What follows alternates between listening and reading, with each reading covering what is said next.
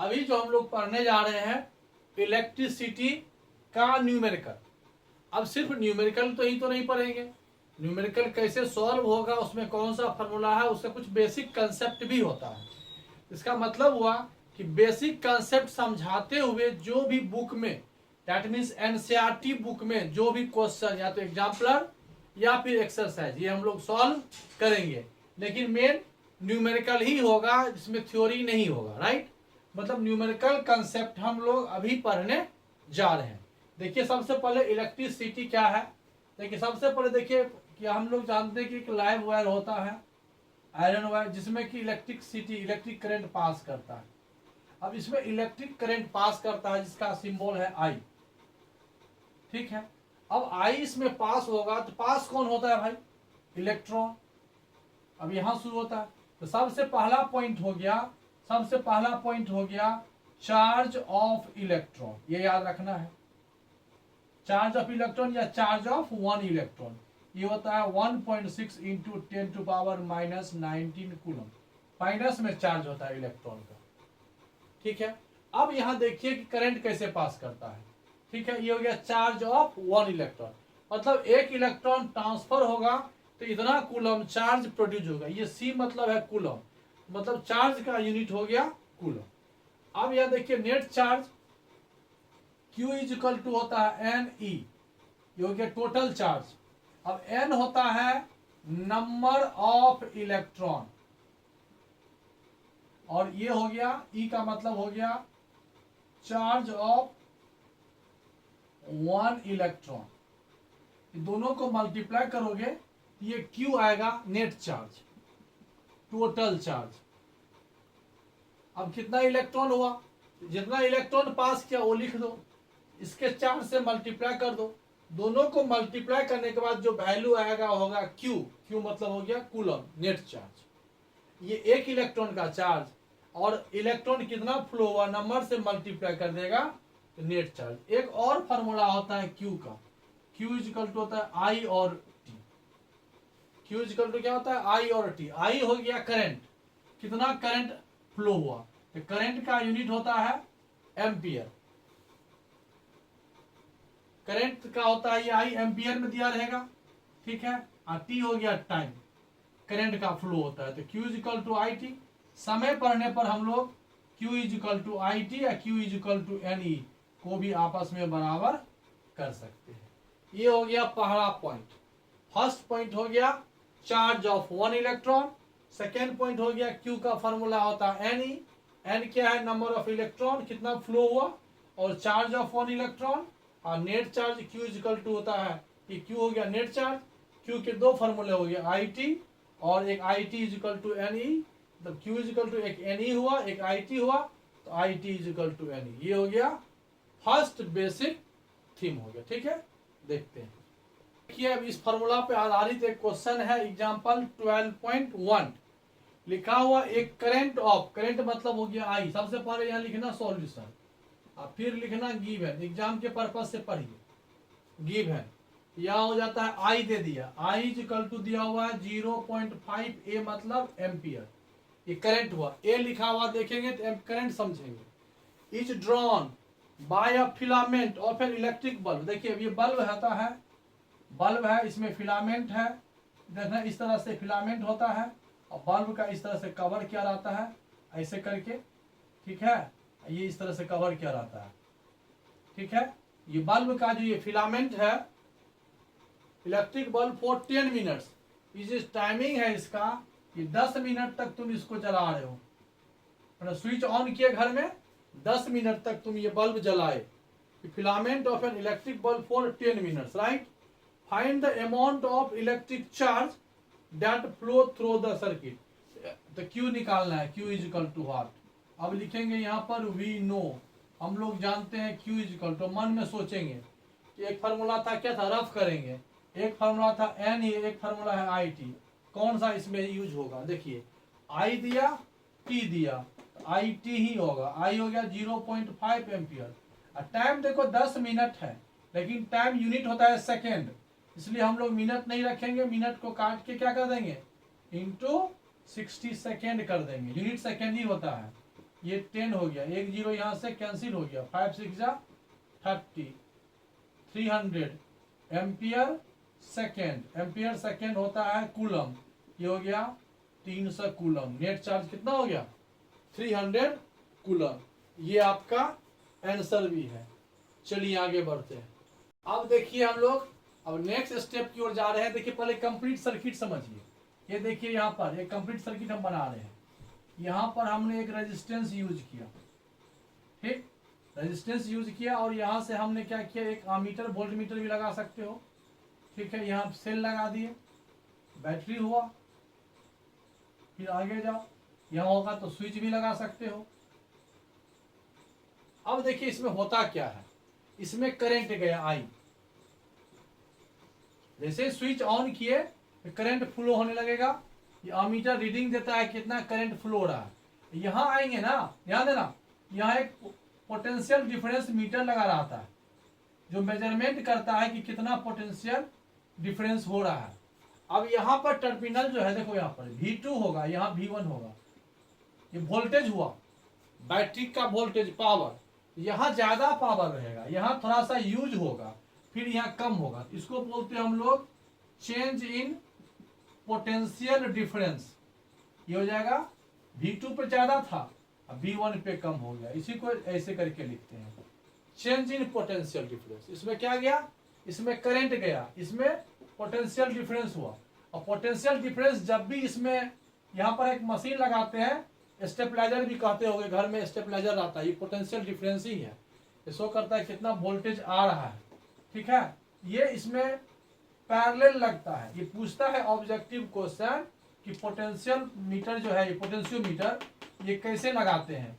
ये इसके साथ ये पैरेलल जुड़ा है। देखिए ये सीरीज में है, स्विच सीरीज में है, अमीटर सीरीज में है, लेकिन वोल्ट मीटर जो है इसको हम लोग वोल्ट मीटर बोलते हैं, वोल्ट मीटर।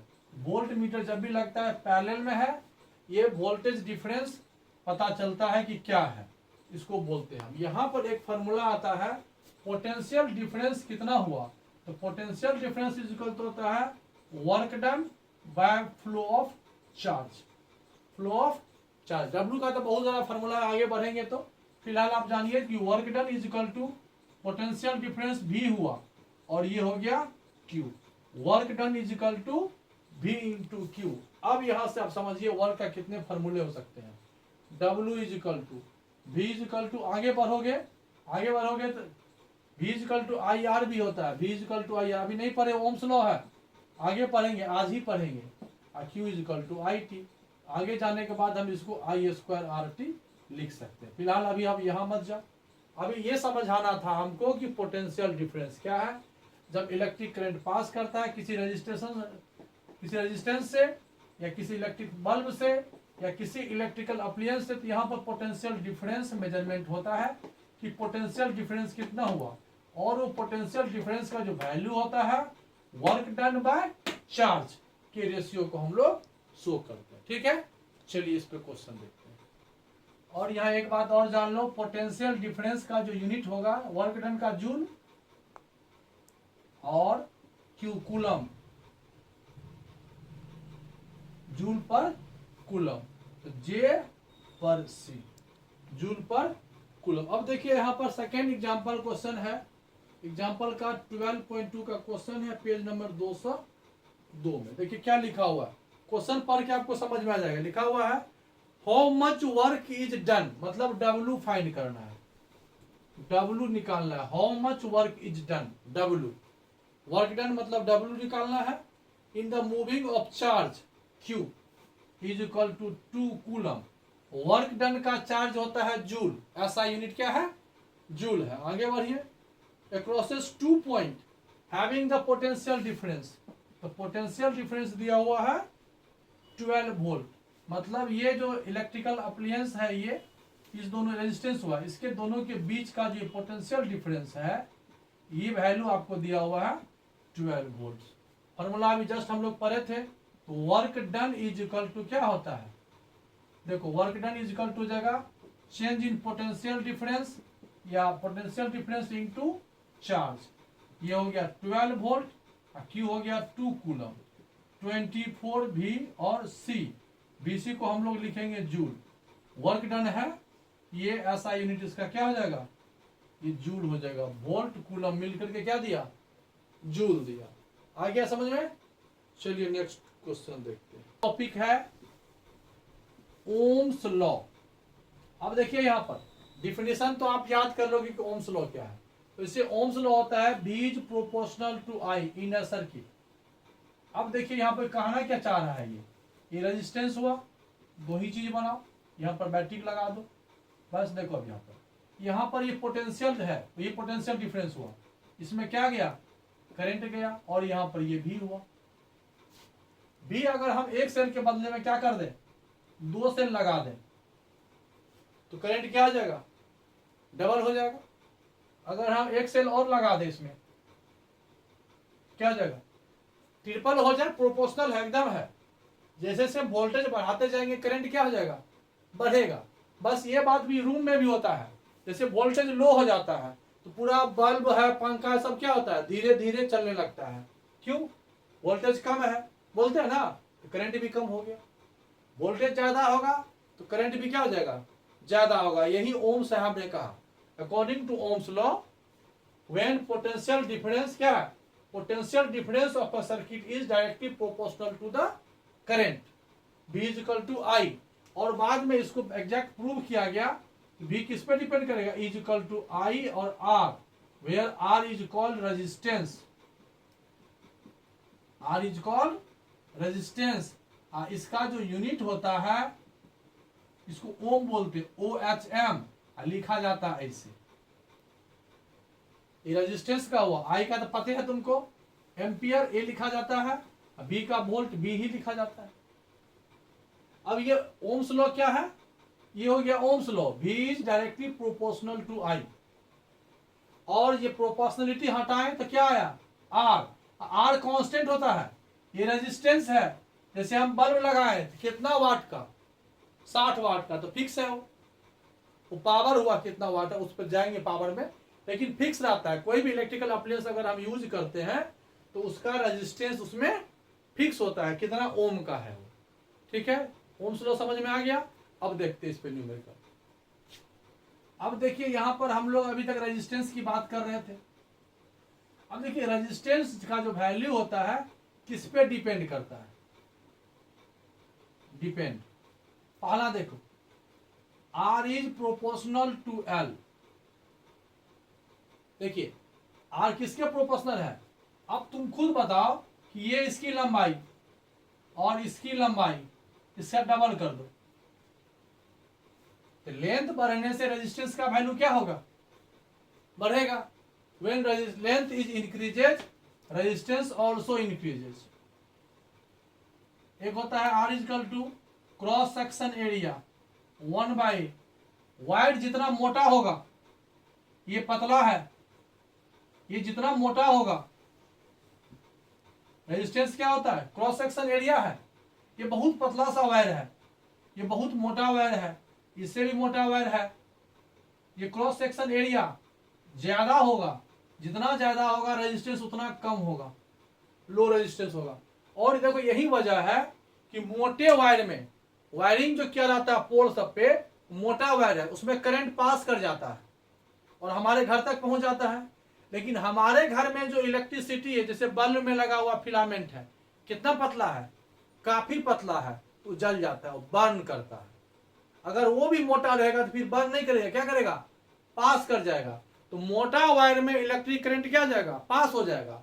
और जितना पतला होगा, कि देखो जितना पतला होगा एरिया, देखिए मोटा होते जाएगा तो करंट क्या हो रहा है, रेजिस्टेंस क्या हो रहा है, उसका घट रहा है। तो resistance is inversely proportional to area. Cross section अगर मोटा वायर है, इतना मोटा वायर है, तो ये अपोज करेगा, ये जलेगा नहीं। कि बहुत पतला कर देंगे तो बर्न करेगा, वो जल सकता है। रेजिस्टेंस का हिंदी अर्थ होता है प्रतिरोध, अपोज, मतलब डिस्टर्ब करना, वो पास करने नहीं देता है, करंट को रोकता है कि रुको भैया मत जाओ आगे। तो वहां अपोजिंग फोर्स लगेगा, उसी फ्रिक्शन की वजह से क्या होता है, उसमें आग लगेगा। आग लगेगा तो फिर जलेगा, जैसे बल्ब जलता है। अगर सपोर्ट कर दिया तो क्या हो जाएगा, फ्लो हो जाएगा। सपोर्ट कब करेगा, जब वायर क्या हो जाएगा, थिकर होगा, मोटा होगा। समझ गए यहाँ पर। एक फार्मूला होता है resistance is equal to resistivity L by A। इसी दोनों को मिला दोगे तो रेजिस्टेंस क्या हो गया, proportional to L by A हुआ। ये प्रोपोर्शनल का साइन है, इसी को हटाएंगे, ये लिखते हैं रजिस्टिविटी L बाय A। इसका नाम है रजिस्टिविटी। रजिस्टिविटी किस पे डिपेंड करेगा, ये डिपेंड करता है, डिपेंड्स अपॉन मटेरियल। बुक में एक चार्ट भी रहता है कि कौन सा मटेरियल है और उसकी रजिस्टिविटी कितनी है। जो जितना ज्यादा अच्छा क्वालिटी का रेजिस्टेंस होगा उसका क्या रेजिस्टेंस क्या देगा। मतलब ऐसे समझो डिफरेंट टाइप्स के क्या होंगे, सब्सटेंस होंगे तो उसका रेजिस्टेंस क्या जाएगा, डिफरेंट होगा। ये रेजिस्टेंस किस पे डिपेंड किया, एल और क्रॉस सेक्शन एरिया पे। लेंथ बढ़ेगा तो रेजिस्टिविटी बढ़ेगा, एरिया बढ़ेगा तो रेजिस्टिविटी घटेगा। इन्वर्सली हो गया और मिला दिए तो resistance is equal to resistivity L by A का फॉर्मूला हुआ। अब यहाँ पर एक बात और आप जान लो कि रेजिस्टिविटी का यूनिट क्या होगा, ध्यान देना। रेजिस्टेंस का यूनिट क्या हो गया, ओम, OHM। इसका लेंथ है तो मीटर, एरिया है तो मीटर स्क्वायर, 1 मीटर यहां से कट गया। रेजिस्टिविटी का जो यूनिट हुआ ये हो जाएगा ओम मीटर, OHM ओम, और ऐसे करके लिख दो मीटर। ये हो गया यूनिट ऑफ रेजिस्टिविटी, क्या आया, ओम। इसका जो यूनिट है ये हो गया ओम मीटर, ओम मीटर। और एक फार्मूला यहां से आया resistance is equal to resistivity L by A। इस पर क्वेश्चन निश्चित रूप से एग्जाम में पूछता है। अभी हम लोग इस पर चर्चा कर रहे हैं, न्यूमेरिकल भी होगा तो बनाएंगे। चलिए आगे देखते हैं। गुड कंडक्टर ऑफ इलेक्ट्रिसिटी में सबसे ज्यादा जो गुड कंडक्टर की बात होती है वो सिल्वर होती है, और सिल्वर की जो रेजिस्टिविटी होती है सबसे ज्यादा होती है। अगर कोई पूछे कि गुड इलेक्ट्रिसिटी क्या है मेटल में सबसे बेहतर, बेस्ट, क्या बोलेंगे हम लोग, सिल्वर। लेकिन हम लोग सिल्वर यूज नहीं करते, क्यों, सिल्वर काफी महंगा है। अगर सपोज कोई कि पोल पर सिल्वर का वायर लगाएगा तो कोई क्या करेगा, जिसके आगे लगाएगा वही खोल लेगा, ठीक है, तो क्या होगा, तो फिर चोरी हो गया, फिर बिजली सप्लाई नहीं होगा। तो हम लोग उसमें यूज नहीं कर करके क्या यूज करते हैं हम लोग, एल्युमिनियम वायर। कॉपर भी महंगा है तो कॉपर भी नहीं यूज करते हैं। घर में भले कॉपर वायर यूज करते हो लेकिन पोल पर कौन सा वायर यूज होता है, एल्युमिनियम वायर यूज होता है। एल्युमिनियम का भी रेजिस्टेंस है, ऐसा नहीं है। सिल्वर के बाद कॉपर है, कॉपर के बाद एल्युमिनियम है। टंगस्टन तो काफी महंगा है, ठीक है, लेकिन हम लोग जनरली सिल्वर यूज करते हैं। सॉरी, सिल्वर क्या इलेक्ट्रिसिटी सबसे ज्यादा होता है, ठीक है। चलिए आगे बढ़ते हैं। अब देखिए इस थीम पे एग्जांपल 12.3 हम लोग पढ़ रहे हैं। पहला क्वेश्चन क्या है, लिखा है how much current will an electric bulb drawn from 220 volt. Voltage है भी दिया हुआ है, कितना, मतलब करंट का जो सप्लाई है, जो करंट का जो सप्लाई है कितना है, 220 वोल्ट है। If the resistance of the bulb are, filament का रेजिस्टेंस कितना है, 1200 ओम जो है रेजिस्टेंस है, भी है और आर दिया हुआ है। हाउ मच करंट, तो पहला है करंट आई, क्या होगा, आई इज इक्वल टू व्हाट। तो सबसे पहले लिखेंगे वी नो, एक फॉर्मूला होता है, अभी जस्ट लिखे हैं, ओम्स लॉ से आया है, V is equal to I और आर। आई फाइंड करना है तो I is equal to V by R, और V हो गया 220 वोल्ट। यूनिट हमेशा लिखना, ये हो गया 1200 ओम, ये 0 0 कट गया, 11, यह हो जाएगा 60, यानी 11 बाय 60 डिवाइड कर लेना। यही V बाय O को बोलते हैं आई एम्पियर। ए लिख करके निकल जा, ये हो गया इसका आंसर। बी में देखते हैं क्या लिखा हुआ, हाउ मच करेंट विल, अच्छा पहला तो इफ रेजिस्टेंस इतना, ये तो है ही नहीं, बी लिखा पहले, एक सेकेंड देखते थे, ये पहला ही था। हाउ मच करेंट पहला था, हाउ मच करेंट, यहां देखो पहला करेंट निकालना था आई, करेंट तो आई हुआ, आई तो निकाल दिया। How much current will electric बल इतना हो गया। अब बी में दिया हुआ how much current will electric heater coil drawn from इतना source if the resistance of the heater coil is 100 ohm। देखिए ये चेंज कर दिया, अब देखते हैं क्या होता है। सेकेंड नंबर क्वेश्चन में देखिए हम गड़बड़ा गए, फर्स्ट क्वेश्चन था ये, उसी से आया। सेकेंड में लिखा हुआ है how much current will an electric heater, यहाँ भी आई ही निकालना है, तो I is equal to V by R ही होता है। भी यहाँ पर 220 वोल्ट ही है, लेकिन आर का जो वैल्यू है यहाँ पर हीटर का ये 100 ओम ही है। यहाँ से यहाँ कट गया, ये हो जाएगा 2.2 वोल्ट तथा एम्पियर लिखे। वी बाय ओम को यहाँ जो यूनिट देखोगे ना, यहाँ जो लिखा रहेगा उसका यूनिट लिख देना है। चलिए ये भी आपको समझ में आ गया। लिखा हुआ था यहाँ पर how much current will an electric bulb drawn, इतना इतना ठीक चलो हो गया। नेक्स्ट क्वेश्चन देखते हैं। देखिए नेक्स्ट क्वेश्चन क्या है समझिए। लिखा हुआ एग्जाम्पल का क्वेश्चन है 12.4, पेज नंबर है 208। लिखा हुआ है the potential difference between the terminal of an electric heater is 60 volt. ये पोटेंशियल डिफरेंस हुआ, ये है 60 वोल्ट। बी निकल गया। When it draw current I दिया हुआ है कितना 4 एम्पियर, ठीक है। The potential difference between the terminal of an electric heater is 60 volt when it draw the current is not from the source. What current will the heater, फिर आई निकालना, ये पहला सोर्स हो गया। तो पोटेंशियल डिफरेंस दिया हुआ है और आई दिया हुआ है, तो पोटेंशियल डिफरेंस और आई दिया हुआ है। एक काम करते हैं हम लोग रेजिस्टेंस निकाल लेते हैं। क्यों? क्योंकि अगर हम एक ही सर्किट में अगर हम बार बार चेंज कर रहे हैं तब रेजिस्टेंस चेंज नहीं कर रहे हैं, बल्ब नहीं चेंज कर रहे हैं, इलेक्ट्रिकल अप्लायंस चेंज नहीं कर रहे हैं। यहाँ हम सेकेंड पार्ट जो इसका है उसमें हम लोग पोटेंशियल डिफरेंस चेंज कर रहे हैं। ये पहले ये था, तो अब इसको बदल देंगे तो क्या होगा। यहाँ पर पोटेंशियल डिफरेंस ना पीडी ना पीवी क्या लिखते हैं, आई हो गया 4 एम्पियर। यहां से इस फॉर्मूला का उठाओ तो यहां पर आ जाता है आर इज इक्वल टू होता है वी बाय आई। वी कितना है 60 वोल्ट, आई कितना है 4 एम्पियर, ये कितना हो गया 15 ओम। ये पहली बात हो गई।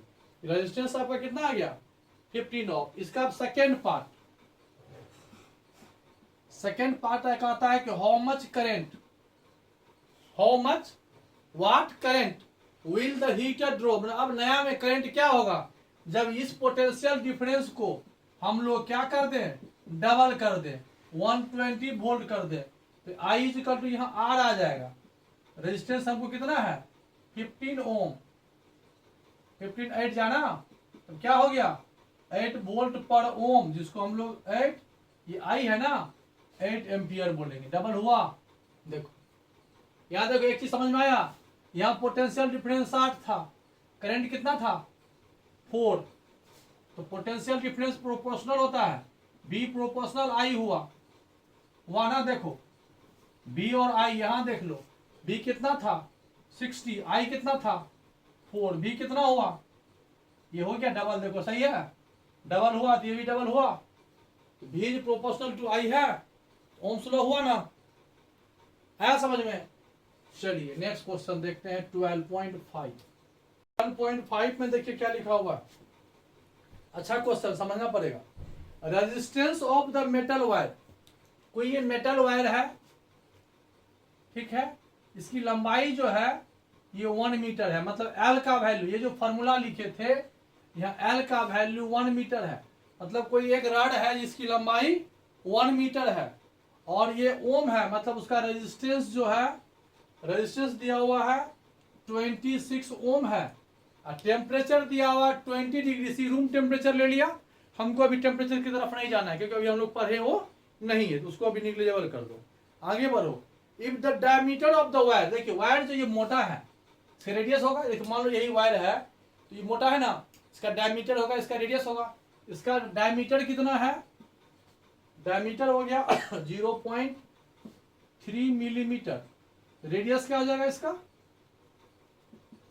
0.3/2, 0.3/2 मिलीमीटर, लेकिन हमको मीटर में चाहिए तो मिली सेंटी डेसी मीटर, तो 0.3 है बाई 2 है तो मिलीमीटर है ना, तो क्या हो जाएगा 4 से डिवाइड करना पड़ेगा मीटर लाने के लिए।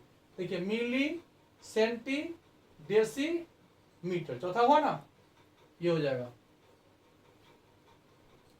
हम लोग ये बचपन से पढ़ते आ रहे हैं, देखो यहाँ पर मिली सेंटी डेसी मीटर। अब यहां देखो मिली से 10 फिर 10 फिर 10 1 2 3 ही होगा। चलिए एक और ये इसको हटा दीजिए 3/2 1.5 इंटू 10⁻⁻4 मीटर। ये क्या हो गया? अब देखिए रेडियस हो गया। What will be the resistivity? Resistivity ये निकालना है आपको of the metal at that temperature.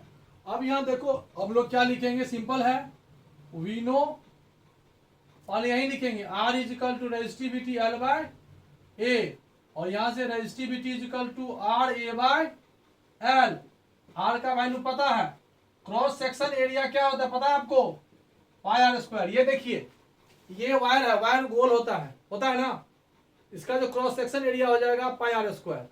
Circle का शेप है ना, सर्कल का शेप का एरिया क्या होता है? πr²। देखिए क्रॉस सेक्शन एरिया ए था, ए का वैल्यू क्या लिखे हम? πr², और नीचे क्या है? L। L का जो वैल्यू होगा ये होगा। इस सब को हम नोट करेंगे ये सब का। अब यहाँ देखिए सभी का वैल्यू पुट कीजिएगा आप, तो आपका आंसर आ जाएगा। R का वैल्यू रेजिस्टेंस कितना है? 26 ओम। पाई हो गया 22/7। जगह नहीं, यहां देखिए आ जाइए। R कितना है? 26 ओम। पाई हो गया 22/7।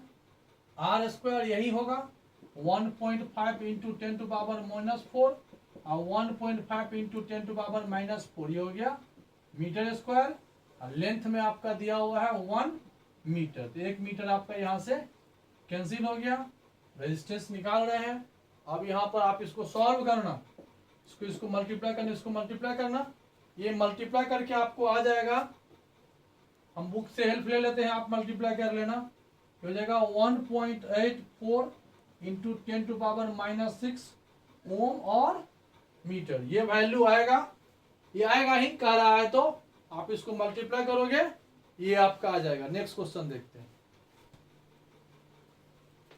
अब यहां देखिए क्वेश्चन है, a wire of given material, a wire of given, देखिए यहां पर एक वायर है गिवन मटेरियल, इसका लेंथ L है, इसका क्रॉस सेक्शन एरिया A है, इसका रेजिस्टेंस 4 ओम है, ठीक है। इसका लंबाई L है, क्रॉस सेक्शन एरिया A है, मतलब क्रॉस सेक्शन एरिया जो है यहाँ पर A ही लिख दिया, रेजिस्टेंस आपका 4 ओम दे दिया, फर्स्ट केस हो गया। अब यहां लिखा हुआ है, ठीक है, has resistance what would B resistance of another wire. अब कोई सेकेंड वायर है, नहीं पता इसका रेजिस्टेंस क्या होगा। What would be the resistance of another wire of the material same है, रेजिस्टिविटी सेम हो जाएगा। इसका लेंथ क्या किया, इसका लेंथ हाफ कर दिया, इससे लेंथ जो इसका है L/2 है। अगर इसका लेंथ को L माने हो, इसका लेंथ जो है इसका हाफ है। देखिए डायग्राम समझ में आ गया, हाफ है and area of cross section double है, मतलब मोटाई जो इसका है इसका डबल है, ये इससे डबल है। इसका जो क्रॉस सेक्शन एरिया है, इसका जो एरिया है वो इसका एरिया, अगर इसका एरिया A है, इसका एरिया 2A है, इसका लंबाई L है, इसका L/2 है, इसका रेजिस्टेंस 4 ओम है, तो इसका क्या होगा? आया समझ में? अब हमको निकालना है, क्या निकालना है? The resistance of new wire, R निकालना है। मटेरियल सेम है तो रेजिस्टिविटी सेम हो गया। अब इसके जब दो वायर में कंपेयर करना हो तो यही फॉर्मूला उठाएंगे। अब देखो यहाँ क्या लिखेंगे, we know R is equal to क्या हो जाएगा, रेजिस्टेंस L/A। अब देखो R1 क्या लिखेंगे, रेजिस्टेंस 1 L1/A1, फिर रेजिस्टेंस 2 L2/A2। समझ में आया? अब देखिए सेम मटेरियल है तो ये कैंसिल हो जाएगा, क्यों? दोनों सेम हो जाएगा, सेम मटेरियल है तो दोनों आपस में इक्वल होगा। अब यहां देखिए, यहां पर R1/R2 L/A1 है, इसका L1 है, इसका एरिया A है, हो गया ये L1/A1। अब देखिए इसका L2 कितना है, L/2, ये देखिए नीचे है, L/2, L/2 होगा, इसका एरिया 2 टाइम्स, ये ऊपर आ जाएगा, इंटू हो गया 2a। ये आप ऐसे नहीं समझ सकते हो, एक काम यहां कर सकते हो, एक बार इसका पहले निकाल लो, ये L1/A1 हो जाएगा, ये A2/L2 हो जाएगा। अब यहां से आपको समझ में आ जाएगा, R1/R2, L1 L है, A1 A है, A2 2A है, L2 हाफ है। ये एरिया आपका कट गया, ये L आपका यहां से कट गया, ये ऊपर आ जाएगा, ये 4 हो जाएगा। तो न्यू रेजिस्टेंस मतलब R2 निकालना है आपको, ये R2 है, तो R2 इज इक्वल टू हो जाएगा R1/4। अभी हम लोग पढ़े थे ना, तो वायर जितना क्या होगा, थिकर होगा, मोटा होगा, रेजिस्टेंस क्या हो जाएगा, डिक्रीज करेगा, कर गया ना। तो R1 कितना है, 4 ओम बाय 4 इज इक्वल टू 1 ओम। तो resistance of new wire, resistance of new wire कितना आ गया, 1 ओम। यहां क्या किया हम, दो जो रेजिस्टेंस था उसको हम डिवाइड कर दी। इसको और बेहतर से बनाना चाहते हो तो यहां लिख लेना, यहां पर L1 is equal to L, A1 is equal to A, ऐसे करके R1 इज इक्वल टू 4 ओम, फिर यहां लिखोगे R2 नहीं पता, L2 ये है, A2 ये है, ऐसे भी लिख सकते हो। आया समझ में? ये जो एक्सरसाइज हो गया, एग्जाम्पलर क्वेश्चन 12.6 हो गया। तो यहां तक आपको समझ में आ गया हो, आगे देखते हैं। अब यहां देखिए हम लोगों को अब न्यू क्वेश्चन आएगा कि कॉम्बिनेशन ऑफ रेजिस्टेंस पे।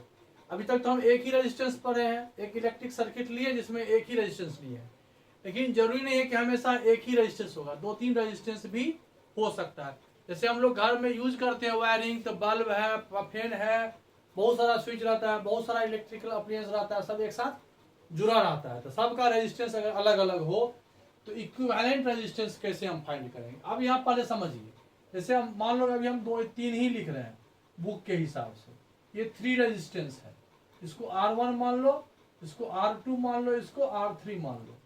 लेट R1 R2 R3, ये रेजिस्टेंस का सिंबल इसी प्रकार से होता है, ऐसे करके, ठीक है। R1 R2 R3, 3 resistance connected in series. पहला हो गया, फर्स्ट ऑप्शन हो गया कनेक्टेड इन सीरीज, इसी को सीरीज बोलते हैं।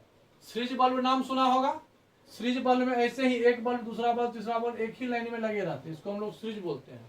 और घर में जो हम लोग का वायरिंग रहता है वो सीरीज में नहीं रहता है, पैरेलल रहता है। क्या रहता है, पैरेलल, जो आगे पढ़ेंगे। अब यहाँ देखिए इसमें क्या खासियत क्या है, इसमें यहाँ से करंट सप्लाई हुआ, इस केस में सेम करंट है, अब पोटेंशियल डिफरेंस अलग अलग होगा। इसका पोटेंशियल डिफरेंस, इसका पोटेंशियल डिफरेंस और इसका पोटेंशियल डिफरेंस, ये पोटेंशियल डिफरेंस यहाँ डिफरेंट होगा। रेजिस्टेंस डिफरेंट है तो पोटेंशियल डिफरेंस डिफरेंट होगा, लेकिन करंट क्या होगा, सेम होगा। तो यहाँ पर here in this situation V is equal to हो जाएगा V1 plus V2 plus V3। ये याद रखना है, यहाँ पोटेंशियल डिफरेंस, यहाँ पोटेंशियल का जो तीनों का डिफरेंट होगा, इस तीनों का पोटेंशियल डिफरेंस का सम नेट पोटेंशियल का इक्वल होगा। तो V इज इक्वल टू हो गया नेट करंट I, इसका इक्विवेलेंट रेजिस्टेंस R, कैपिटल लगा दो। तो V1 क्या हो जाएगा, I, यहाँ भी IA करंट है, इसमें कितना फ्लो कर रहा है, I कर रहा है, यहाँ भी सभी जगह IA जा रहा है। I इसके लिए हो जाएगा R1, फिर यहाँ हो जाएगा I, इसके लिए हो जाएगा R2, ये हो जाएगा I, इसके लिए हो जाएगा R3। I कॉमन ले लो, R1 plus R2 plus R3, ये यहाँ से यहाँ कैंसिल हो गया। तो इक्विवेलेंट रेजिस्टेंस क्या हो गया, सम हो गया, कितना का, जितना भी रहेगा सीक्वेंस में ये हो जाएगा। अगर मान लो दो ही है, ये R1 है और ये R2 है, इसका इक्विवेलेंट कितना हो जाएगा, R1 प्लस R2, कोई दिक्कत नहीं। अगर मान लो n है, 1 है, 2 है, 3 है, dot dot dot dot n piece है, ये R क्या आ जाएगा इक्विवेलेंट, R1 होगा, R2 होगा, लास्ट में क्या हो जाएगा, Rn हो जाएगा। फिर यहां पर नोट लिख करके स्पेशल केस लगा दो, if R1 is equal to R2 is equal to Rn is equal to R, equivalent resistance R मान लेते हैं, तो आर इक्विवेलेंट क्या हो जाएगा, ये भी आर, ये भी आर, सभी आर, कितना पीस है, एन पीस है, तो एन आर। यहां पर अगर तीनों इक्वल हो जाए, ये भी आर, ये भी आर, और यहां आर इक्विवेलेंट क्या हो जाएगा, R1 प्लस आर, कितना आया समझ में। तो इस प्रकार से हम लोग रेजिस्टेंस का कॉम्बिनेशन करते हैं। कॉम्बिनेशन ऑफ रेजिस्टेंस में करंट सेम रहता है, पोटेंशियल डिफरेंस डिफर रहता है, और इस तीनों को प्लस करोगे तो नेट पोटेंशियल जो है इसके इक्वल होता है। उसी पर हमने फॉर्मूला लगाया और यहाँ ओम्स लॉ यूज किया, V is equal to I R. Net potential था तो आई और आर कैपिटल ले लिए, V1 तो I1 R1, I2 R2, I3 R3, लेकिन यहाँ I1 I2 I3 सब आई था तो हमने आई ही लिख दिया। ठीक, कॉमन लेके कैंसिल हो गया।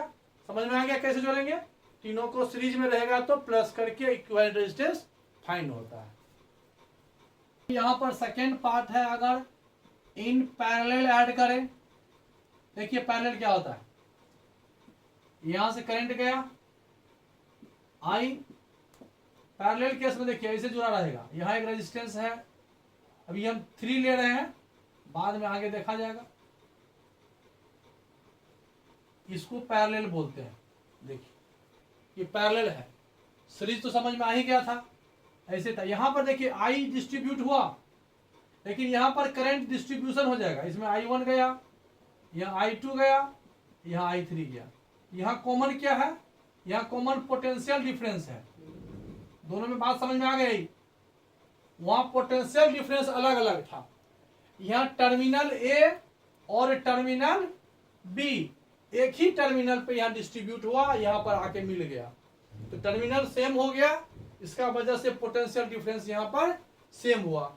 करंट यहाँ पर सेम है, करंट यहाँ पर डिफरेंट हुआ और पोटेंशियल डिफरेंस यहाँ पर डिफरेंट है। हेयर या in this condition I is equal to हो जाएगा I1 plus I2 plus I3, ये हो गया net current. I is equal to क्या होगा, फॉर्मूला से देखो, I is equal to V by R, ये हो गया V, ये R हो गया इक्विवेलेंट।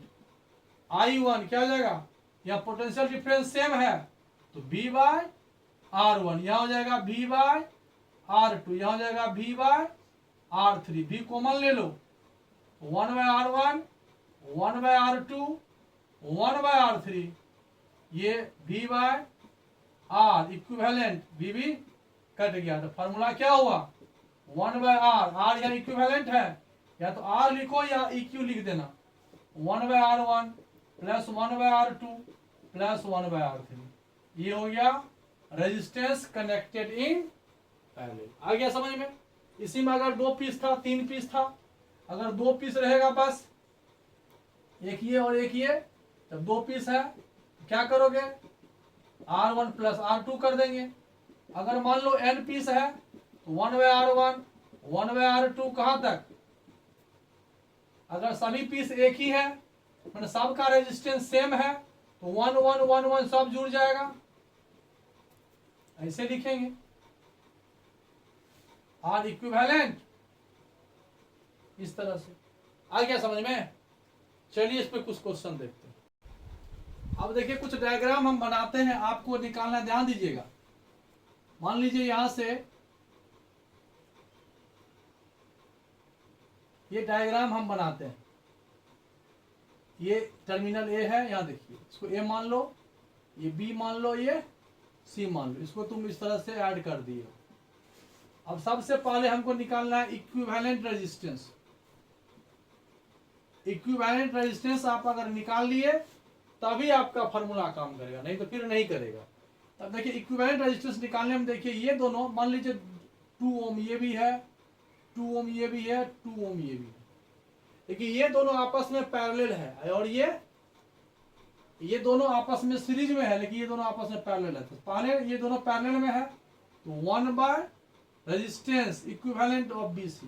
क्लियर, यहां पर हिंट के लिए आप लिख सकते हो 1 बाय R, अगर ये पैरेलल में है तो 1 by R1 plus 1 by R2 plus 1 by R3 या सो ऑन।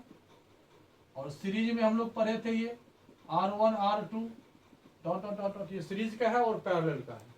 यहाँ ये दोनों आपस में पैरेलल है, 1/2 प्लस 1/2, 2 एलसीएम आएगा 112, यानी आपका जो इक्विवेलेंट रेजिस्टेंस है BC के बीच में वो 1 ओम है। मतलब नया डायग्राम देखिए आपका क्या बना, ध्यान दीजिए थोड़ा सा, ये 2 ओम तो पहले से था, अब ये दोनों रेजिस्टेंस मिलके एक रेजिस्टेंस बन गया, आया समझ में। अब ये कितना हो गया, ये दोनों 2-2 ओम था, लेकिन पैरेलल जैसे ही जोड़े दोनों का इक्विवेलेंट रेजिस्टेंस कितना आया, मतलब 2 लगा दो, 2 ओम का 2 रेजिस्टेंस लगा दो पैरेलल, या दोनों को हटा करके एक सिंगल 1 ओम का लगा दो, कोई इफेक्ट पड़ने वाला नहीं है। अब ये टर्मिनल A था, अब ये टर्मिनल C है, B हट गया आपका, B बीच में था, अब यहाँ पर दोनों आपस में सीरीज में है, तो रेजिस्टेंस किसका, A और C के बीच का क्या हो जाएगा, ये R1 2 ओम और 1 ओम कितना हो गया 3 ओम। इसका आंसर होगा R इक्विवेलेंट रेजिस्टेंस कितना निकला 3 ओम। ये क्या हुआ इसका आंसर, आया समझ में, इस डायग्राम को समझ में आया। अब देखिए आगे बढ़िए, नेक्स्ट क्वेश्चन देखते हैं। इस तरह से है, एक इधर ले लिए, एक इधर ले लिए, 2 एक और ले लो, इधर भी ले लो 2, इसको एक सेल से जोड़ दो। अब देखिए अगर कोई आपको ये डायग्राम दे दे, ये नहीं भी दे तो कोई बात नहीं, सिर्फ ये दोनों दे दे, कहेगा कि फाइंड देयर इक्विवेलेंट रेजिस्टेंस, तो पहले देखिए इसका कुछ ना कुछ वैल्यू दिया रहेगा। हम अभी 2 ही ले रहे हैं, सबका वैल्यू कुछ भी दे। अब करना क्या, आप यहाँ पर टर्मिनल A बोल दो, इसको B बोल दो, इसको C मान दो। अब देखिए पहले ये दोनों तीनों आपस में क्या है, पैरेलल है, तो 1/RAC पैरेलल में जब भी जोड़ेंगे ना इस फॉर्मूला का यूज करेंगे। क्या पीस है, 3 पीस, ठीक है। ऐड करो, एलसीएम 2 आएगा, 1 + 1 + 1 3/2, इक्विवेलेंट रेजिस्टेंस जो R का है मतलब AC के बीच का है हो जाएगा 2/3 ओम। ये हो गया पहला केस। फिर देखिए दूसरा आ जाएगा, ये भी पैरेलल में है, तो 1 इक्विवेलेंट रेजिस्टेंस BC के बीच का हो जाएगा 1/2 ओम। लगा भी सकते हो, नहीं भी लगाओगे कोई बात नहीं, 2 आएगा, 1 + 1 2/2 1 हो जाएगा, तो RBC यहाँ हो जाएगा 1 ओम। ये दूसरा हुआ। अब तुमको निकालना है, अब ये देखिए, अब नया डायग्राम देखिए, ये R, ये A पॉइंट यहाँ है, B पॉइंट यहाँ है, ये तीनों मिलके एक इक्विवेलेंट रेजिस्टेंस निकला जिसका मेजरमेंट कितना है 2/3 ओम। ये B आया, B से आगे C गए, तो B और C के बीच में ये 1 ओम का रेजिस्टेंस है, और ये दोनों आपस में क्या है, ये डायग्राम बनाना जरूरी नहीं है, आपको समझाने के लिए हम लिखे हैं। ये तीनों मिलकर ये हो गया, ये दोनों मिलकर ये हो गया, अब दोनों आपस में सीरीज कॉम्बिनेशन है, तो R का जो इक्विवेलेंट हो जाएगा ये R AB का बीच का प्लस कितना है,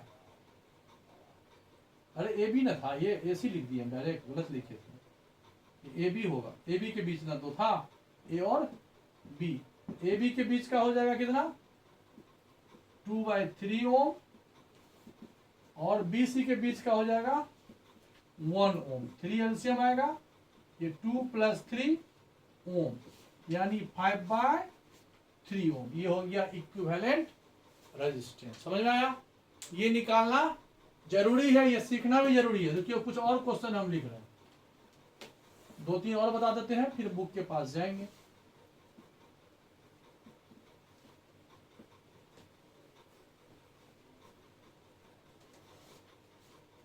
देखिए कुछ लोग ऐसे बनाएंगे, 1 2 3, देखिए यहां से करंट निकालो, देखिए यहां से करंट गया, यहां से निकल गया, मतलब बैटरी ऐसे लगा हुआ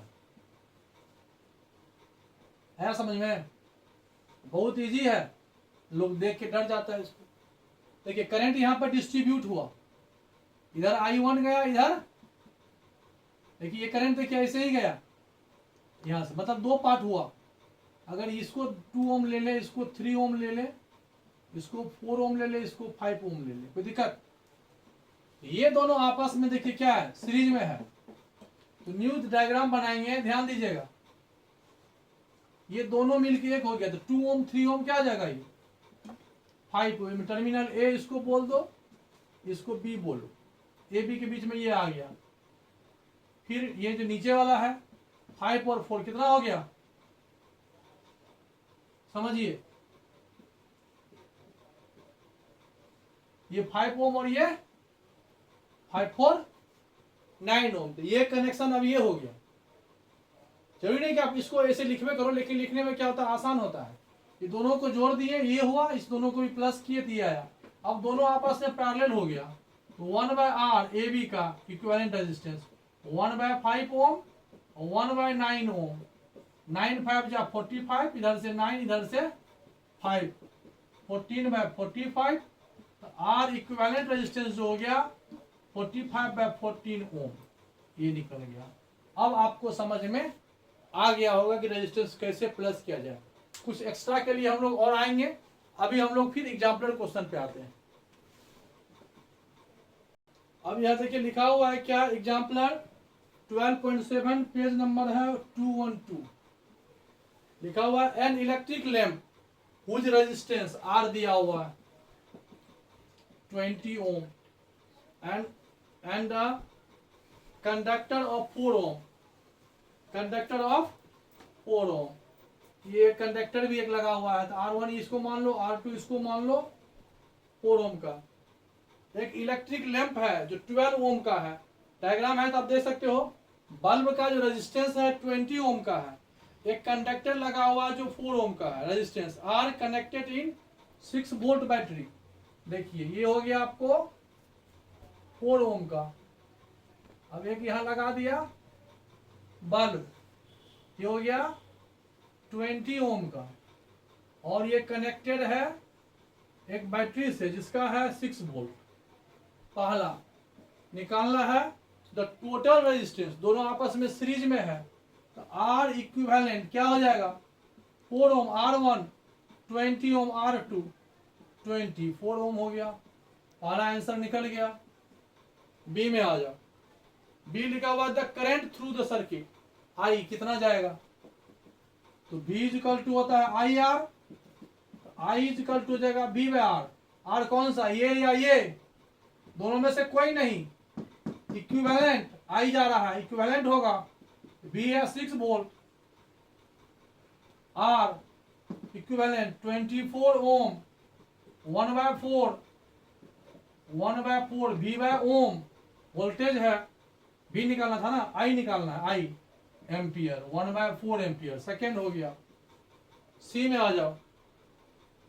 the potential difference across the electric pulp. अब देखिए पोटेंशियल डिफरेंस अलग अलग होगा, यहां V1 होगा और यहां V2 होगा, ये अलग अलग होगा, एक नहीं होगा। तो V1 इजिकल टू क्या आ जाएगा, I तो सेम है, V1 हो जाएगा I सेम है R1, I इसमें कितना गया, I कितना है 1/4 एम्पियर, R1 है 4 ओम, ये वोल्ट हो जाएगा 1 वोल्ट। मतलब इसका पोटेंशियल डिफरेंस 1 वोल्ट आएगा और इसका V2, ये V2 फाइंड कर रहे हो जाएगा IR2। I तो वही होगा 1/4, इसमें ये रेजिस्टेंस यूज होगा 20 ओम, 5 वोल्ट। मतलब ये जो 6 वोल्ट सप्लाई कर रहे हैं, ध्यान देना, ये जो 6 वोल्ट सप्लाई हो रहा है, 1 वोल्ट कौन ले रहा है, ये, और 5 वोल्ट कौन ले रहा है, ये लिया ना। 6 वोल्ट में 1 वोल्ट, और ये इक्वल डिस्ट्रीब्यूट नहीं होगा, ये अलग अलग है, डिफरेंट है। तो डिफरेंट आंसर भी आया 1 वोल्ट और 5 वोल्ट। समझ में आ गया होगा। चलिए नेक्स्ट क्वेश्चन देखते हैं। फर्स्ट क्वेश्चन है, ये पेज नंबर 213 का क्वेश्चन है। एग्जाम्पल में देखिए क्या लिखा हुआ, draw a schematic diagram of a circuit consist of a battery of 3 cells 2 volt. अब देखिए यहां पर ये फर्स्ट सेल हुआ, सेकेंड सेल हुआ, थर्ड सेल हुआ। ये 2 वोल्ट का है, 2 वोल्ट का है, 2 वोल्ट का है, 3 बैटरी है। तीनों हमने प्लस कर दिया। ईच ऑफ 3 रेजिस्टेंस भी है, तो ये कैसे जोड़ रहा है? Draw diagram circuit consist of the battery of 3 cells 2 volt each, 5 ohm resistance, 8 ohm resistance and 12 ohm resistance, and a plug key all connected in series। आगे ले जाओ, आगे ले जाओ। पहला रेजिस्टेंस, दूसरा रेजिस्टेंस, तीसरा रेजिस्टेंस जोड़ करके इधर आ जाओ, यही हुआ। अब इसमें कह रहा है 5 ओम ये लिख लो, 8 ओम यहाँ लिख दो, 12 ओम यहाँ लिख दो। एक काम करना, अगर अच्छी डायग्राम बनाना है 12 वोल्ट में 1 2 3 4 5 कर देना, यहाँ 3 कर दिए, 2 कर दिए, यहाँ 2 कर देना, थोड़ा सा 1-2 पॉइंट का आगे पीछे कर देना। हालांकि जरूरी नहीं है, आप इक्वल भी कर सकते हो, कोई दिक्कत नहीं है उससे। ठीक है, की लिख, की भी है, की यहाँ लगा दो, की लगा दो। और क्या लगाना है? प्लग की, और कुछ तो नहीं है, कनेक्टेड इन सीरीज, सीरीज में। यही हो गया डायग्राम, समझ में आ गया। चलिए क्वेश्चन नंबर 2 देखते हैं क्या लिखा हुआ है। Redraw the circuit of question 1, कहता है फिर से इसको खींचे। ठीक है, यही हो गया। Putting an ammeter and measure the current. Ammeter हम लोग राइट साइड लगाते हैं, इधर कहीं लगा दो, मतलब यहां से लेकर के यहां तक में कहीं भी आमीटर लगा सकते हो। वोल्ट मीटर यहीं लगता है। अब क्या लगाना है?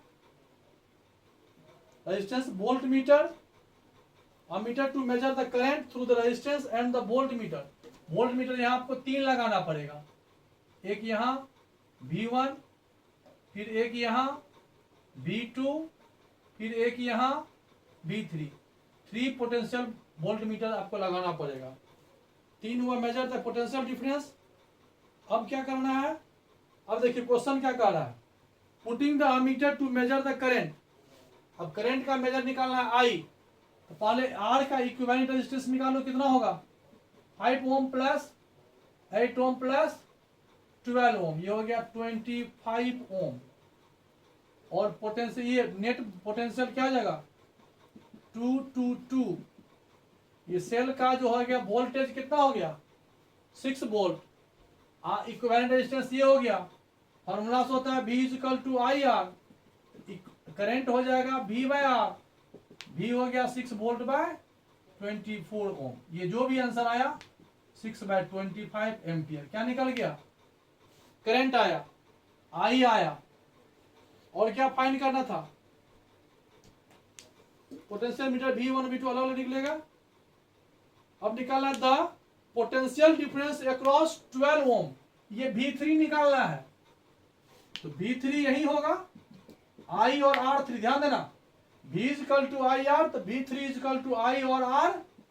I इक्विवेलेंट करंट 6 बाय 25 ohm ampere, R 12 ohm, cancel हुआ तो नहीं, 72 बाय 25 अमीटर ओम वोल्ट में आ जाएगा। इतना पोटेंशियल डिफरेंस यूज कर रहा है 12 ohm. What would be the reading in the ammeter and voltmeter? Ammeter हम निकाल ही दिए, करंट अमीटर रीडिंग इतना हुआ, वोल्ट मीटर रीडिंग ये हुआ, हो तो गया। चलिए नेक्स्ट क्वेश्चन देखते हैं। देखिए एग्जांपल का है 12.8, पेज नंबर है 214। क्वेश्चन इजी ही होगा। देखिए लिखा हुआ इन the circuit diagram given in figure 12.10। 12.10 मतलब ये डायग्राम। अब देखिए 12.1 डायग्राम है, एक यहाँ है, एक यहाँ है और यहाँ है। 3 रेजिस्टेंस इन पैरेलल कनेक्टेड है। यहाँ बैटरी है, यहाँ मीटर है, यहाँ स्विच है और यहाँ पे करंट सप्लाई हो रहा है। चलिए ये X टर्मिनल है, इसको Y लिखा है, ये R1 है, ये R2 है, ये R3 है। चलिए ये हो गया। चलिए इसका नाम टर्मिनल का L और M ले लिया, इसका यहां से P और Q ले लिया और यहां से ये S और T ले लिया। चलिए अब देखिए क्वेश्चन कहता क्या। In the circuit diagram given इतना, suppose resistance R1 R2 R3 है वैल्यू। देखिए R1 का वैल्यू यहाँ पर आपको 5 ओम है, R2 का वैल्यू यहाँ पर 10 ओम है और R3 का वैल्यू यहाँ पर 30 ओम है और तीनों कनेक्टेड है पैरेलल का। Have be connected to the battery 12 volt. ये पोटेंशियल डिफरेंस ये जो यहाँ भी है ये 12 वोल्ट का बैटरी से जुड़ा हुआ है। Calculate the current through. देखिए करंट नहीं निकलेगा, सबसे पहले क्या निकलेगा, इक्विवेलेंट रेजिस्टेंस है, कनेक्टेड है parallel, 1/R equivalent resistance X Y के बीच में आएगा। ये कितना आएगा, करंट इसमें तीनों में अलग अलग जाएगा, रेजिस्टेंस हम निकाल रहे हैं इक्विवेलेंट का, तो 1/R1 plus 1/R2 plus 1/R3, तीनों का एलसीएम निकल जाएगा 30, 5 6 जा 10 3 जा 1, दैट मीन्स कितना 10/30, 0 0 कैंसिल, 1/3, इक्विवेलेंट रेजिस्टेंस जो हो गया एक्स वाई का ये 3 ओम हुआ, आर निकला। तो फॉर्मूला होता है V equal to I R, I equal to V/R, V है 6 वोल्ट, R है 3 ओम, ये निकल गया 2 एम्पियर, आई निकल गया, करंट निकल गया, ये जो आई यहां से पास कर रहा है वो आपको 2 एम्पियर है। पहली बात निकल गई आर इक्विवेलेंट। फर्स्ट में क्वेश्चन निकालना था आई, तो आई इक्वल टू आपका निकल गया कितना 2 एम्पियर निकल गया। फर्स्ट तो आप यही आपका फर्स्ट हुआ। चलिए उसके बाद भी आया था total current in the circuit, total current,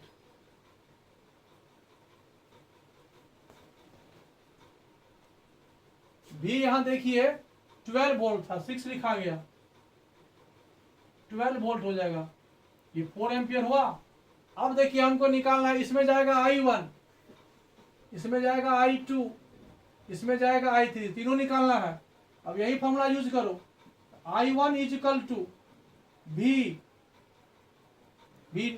same होगा, सेम टर्मिनल है, V वही होगा भाई, यहाँ R1 होगा, V यहाँ 12 वोल्ट है, R1 कितना है 5 ओम, डिवाइड दे दो जो भी आएगा, I1 हुआ, I2 में आओ 12 volt by R2 10, 1.2 ampere, I3 में आ जाओ 30/10, तीनों का ऐड करो, यदि ये 4 आ रहा है, 4 है ना आया,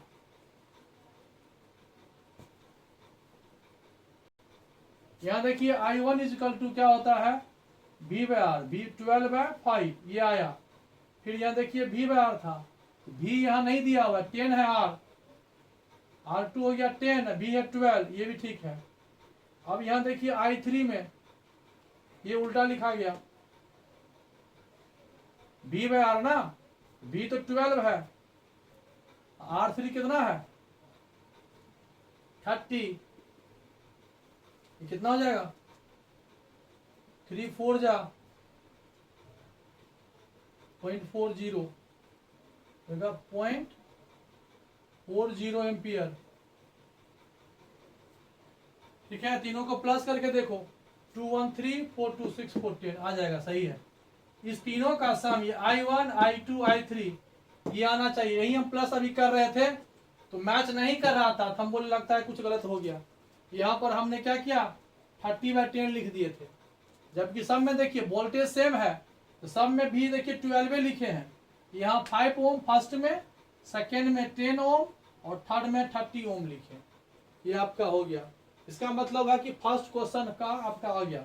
अब आंसर एक बार लिख ले, तो पहला क्वेश्चन जो ए था उसका आंसर था the current through etch resistance, यहाँ पर I1 I2 I3 ये लिखना है, I1 2.4 एम्पियर, आई हालांकि यहाँ कॉमन सेंस में लिखोगे तो LM लिखना पड़ेगा क्योंकि वो लिखा है LM, दूसरा में लिखा है PQ तो PQ कर देना 1.2 एम्पियर, थर्ड में लिखा है ST मेजरमेंट करके 0.40 एम्पियर लिखना। बी क्वेश्चन था, बी में था द टोटल करेंट तो 4 एम्पियर, और सी में the total circuit resistance equivalent 3 ओम। चलिए नेक्स्ट क्वेश्चन देखते हैं। अब देखिए 12.9 का डायग्राम, यहां देखिए दो रेजिस्टेंस है, R1 और यहां ये R2, ये दोनों आपस में पैरेलल है। यहां पर बैटरी लगा दिया है, यहां स्विच दे दिया, यहां पर देखिए 3 रेजिस्टेंस है, 1 2 3,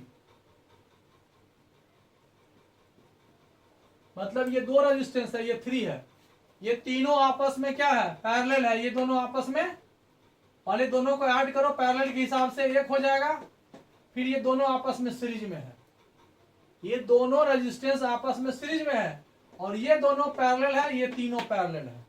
बस अब देखना है क्या होता है, देखते हैं। ये आपका है R1, ये आपका है R2, ये है 3, ये है 4 और ये है 5, ये है स्विच के, ए हो गया, इसमें करंट जा रहा है I। बस ये क्वेश्चन है, आगे बढ़िए। इन द फिगर R1 दे दिया यहां वैल्यू 10 ओम, R2 दे दिया 40 ओम, R3 दे दिया 30 ओम, बुक में दिया हुआ है, R4 20 ओम, R5 60 ओम, ये आपको दिया हुआ है। And 12 volt battery, potential difference 12 volt हो गया, भी दे दिया। Calculate the total resistance of a circuit. अब देखिए यहां पर, अब जब आपको ए बी नहीं दिया तो आप एक काम करो, यहाँ ए ले लो, यहाँ बी ले लो, यहाँ सी ले लो, यहाँ डी ले लो। अब देखिए कैसे निकालेंगे, 1/R equivalent resistance A B, 1/R1 plus 1/R2। R1 कितना है 1/10, R2 1/40, ऐड करेंगे 40, 4 प्लस 1 5/40, 1/8। आर ए बी कितना निकल गया 8 ओम, 8 ओम, ये दोनों कट गया, 8 ओम बन गया। अब फिर इसमें आ जाओ, 1R किसका, सी डी के बीच में, 1/R3 1/30 ओम, R4 1/20 ओम, R4 1/60, एलसीएम निकालो 60, 32 जा 23 जा 61 जा 6/60, 1/10, मतलब यहां निकल गया RCD कितना 10 ओम। अब ये दोनों आपस में इक्विवेलेंट है, तो पहला क्वेश्चन का हो गया रेजिस्टेंस इक्विवेलेंट, ये दोनों आपस में सीरीज में है तो दोनों प्लस हो जाएगा, 8 ओम प्लस 10 ओम 18 ओम। ये समझ में आया, आया? मतलब इस दोनों का नया डायग्राम अगर बनेगा, ये भी ये आपका हो जाएगा 8 ओम, फिर यहां से ये आ जाएगा, ये हो जाएगा 10 ओम, ऐसा डायग्राम बनेगा। चलिए ये हो गया 18 ओम। रहा था the total current flowing in the circuit, V equal to I R, third में हो जाएगा I equal to V by R, B हो गया पोटेंशियल डिफरेंस 12 वोल्ट, और R जब भी हम लोग यूज करेंगे तो नेट टोटल 12/18 2/3 एम्पियर, यही लिख करके निकल जाओ 2/3 एम्पियर। ये हो गया 12.9 का क्वेश्चन, समझ में आ गया होगा। देखो इस दोनों को हमने पहले क्या किया, पैरेलल में ऐड कर लिया, फिर इस तीनों को पैरेलल में ऐड कर लिया, दोनों आपस में सीरीज में है, तो फिर हमने सीरीज का रूल लगा दिया, तो नेट रेजिस्टेंस हो गया 18 ओम, और I equal to V by R, B था 12/18, ये आ गया। ठीक, चलिए नेक्स्ट क्वेश्चन देखते हैं। देखिए यहाँ पर क्वेश्चन है कुछ, पेज नंबर 216 का पहला क्वेश्चन है। देखिए एग्जाम्पल क्वेश्चन है 5 है, समझिए ध्यान से। लिखा हुआ है जज the equivalent resistance when the following are connected in parallel. First में कह रहा है कि एक रेजिस्टेंस यहाँ है 1 ओम का, और दूसरा है 10⁶ ओम का, दोनों आपस में पैरेलल कनेक्टेड है। क्या दिक्कत है, पैरेलल कनेक्टेड है,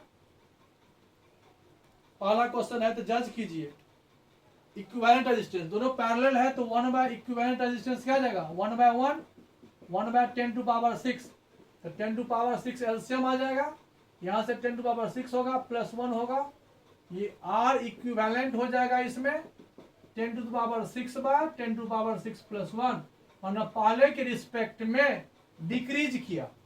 यही जब हम दो 2 या मोर देन 2 रेजिस्टेंस को पैरेलल ऐड करेंगे तो उसका इफेक्टेड रेजिस्टेंस जो होगा वो पहले के रेजिस्टेंस से क्या होगा, कम हो जाएगा। हो गया कम। चलिए दूसरा है बी में, यहां पर 3 रेजिस्टेंस है।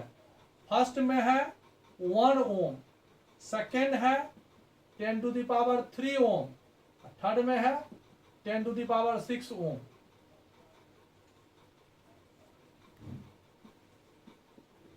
ठीक है, तो यहां जो इक्विवेलेंट हो जाएगा 1 by 1, 1 by 10 to the power 3, 1 by 10 to the power 6, 10 to power 6 आ जाएगा, 1 प्लस 3 है तो 10 टू द पावर 3 हो जाएगा, यहां 10 टू द पावर 6 होगा, 10 to the power 6, 10 to the power 3 1, 1 2 3 4 5 6, यहां 1 हो जाएगा, 1 2 3 यहां 1 हो जाएगा, ये हो गया। अब R इक्विवेलेंट यहां हो जाएगा 10 टू द पावर 6 बाय 1 2 3 4 5 6, इतना ओम हो गया। चलिए नेक्स्ट क्वेश्चन देखते हैं। लिखा हुआ एन इलेक्ट्रिक लैंप ऑफ 100 ओम। देखिए इलेक्ट्रिक लैंप है, ये आपको 100 ओम रेजिस्टेंस है इसका, R1 मान लो ये R1 है। आगे बढ़िए। और टोस्टर ऑफ रेजिस्टेंस, एक टोस्टर भी है R2, पता नहीं है कैसे कनेक्टेड किया, थोड़ा सा देखते हैं, आगे बढ़ो। 50 ohm and a water filter, तीसरा है R3 500 ओम। 3 इलेक्ट्रिकल अप्लायंस लगा दिए, कनेक्टेड इन पैरेलल है, पहला हुआ, दूसरा लगा दो, तीसरा भी लगा दिए, तीनों को ऐसे करके बना लो, फिर आग बच्चा चलेगा। इधर भी बैटरी लगा दो, कोई दिक्कत। ये R2 हुआ, ये R3 हुआ, समझ गया। 3 रेजिस्टेंस है, तीनों कनेक्टेड है कैसे, पैरेलल। और ये जो वोल्टेज है ये 220 वोल्ट इलेक्ट्रिक सप्लाई है। What is the resistance of electric iron. Electric iron पहले कौन था, इलेक्ट्रिक लैंप, उसके बाद था टोस्टर, और ये उसके बाद है इलेक्ट्रिक हीटर। ठीक है,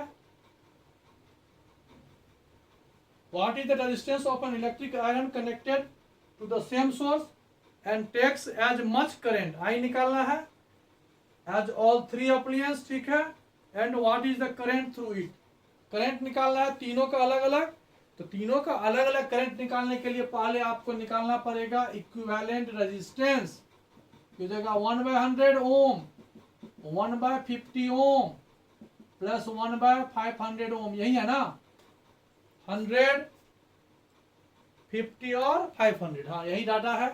चलिए इसका एलसीएम निकालिएगा तो आपको 500 आएगा, ये 5 होगा, ये 10 होगा, ये 1 होगा, 16 बाय 500 ओम हो गया। तो इक्विवेलेंट रेजिस्टेंस जो हुआ वो 500 बाय 16 ओम हुआ, ये R निकल गया, भी पता है। तो पहले I निकालो, ये हो गया total equivalent current I is equal to क्या होता है, V बाय R, V हो गया टोटल वोल्टेज, और R इक्विवेलेंट 550 बाय 16 ऊपर ले लो, कुछ कैंसिल होता है तो करो, 5 से काटो,